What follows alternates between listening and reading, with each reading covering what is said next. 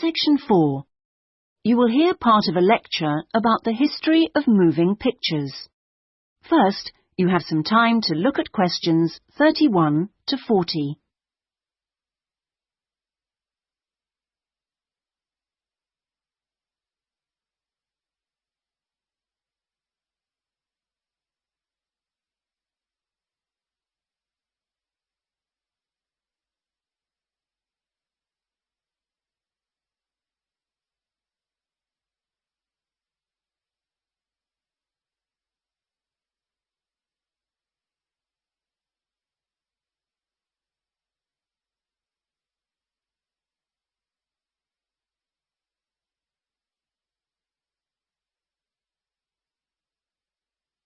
Now listen carefully and answer questions 31 to 40.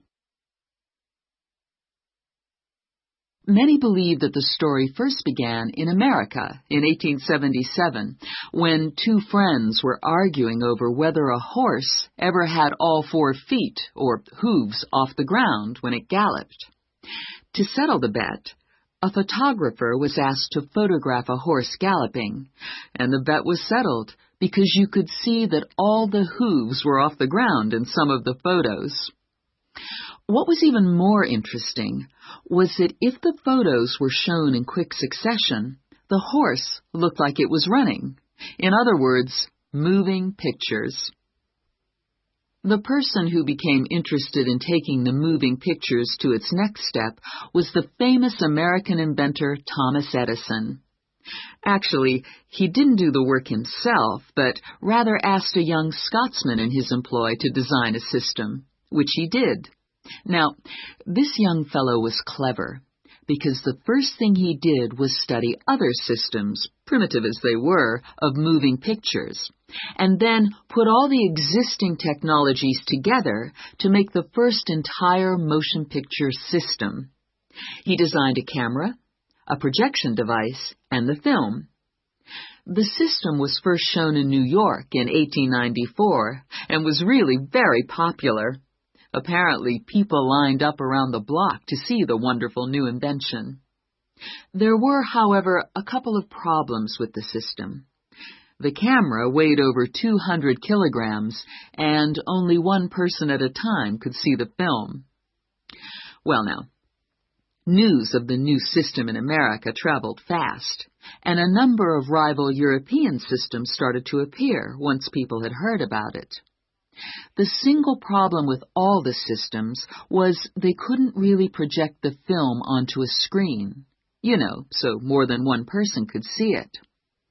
Then, in 1895, 3 systems were all developed, more or less at the same time and independently of each other.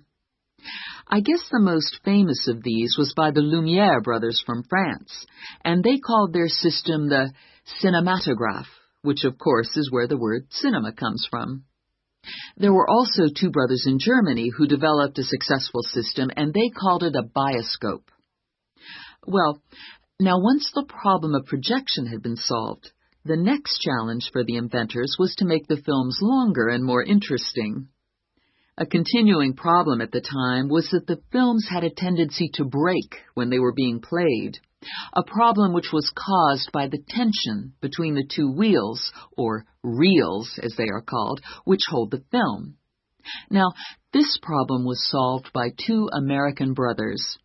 They developed the Latham loop, which was the simple addition of a 3rd reel between the 2 main reels. And this took all the tension away, with the result that the film stopped snapping.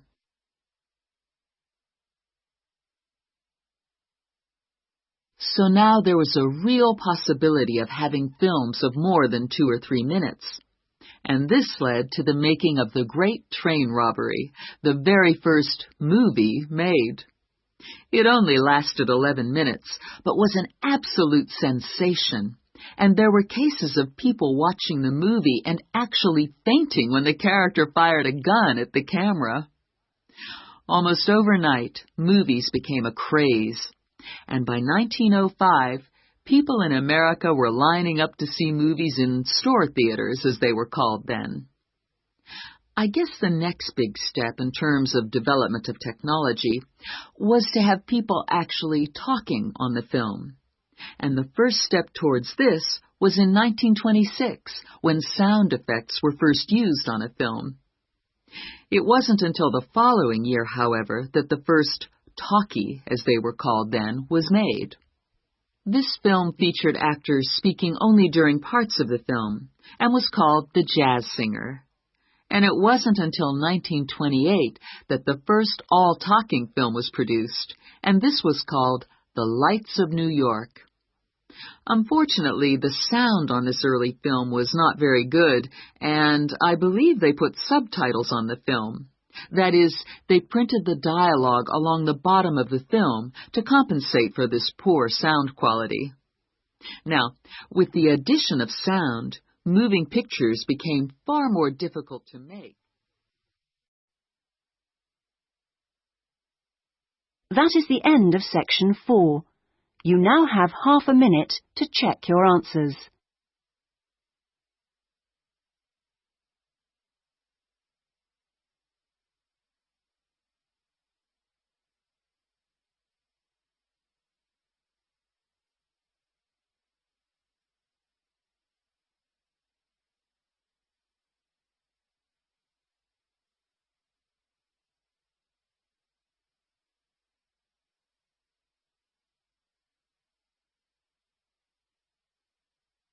That is the end of the listening test.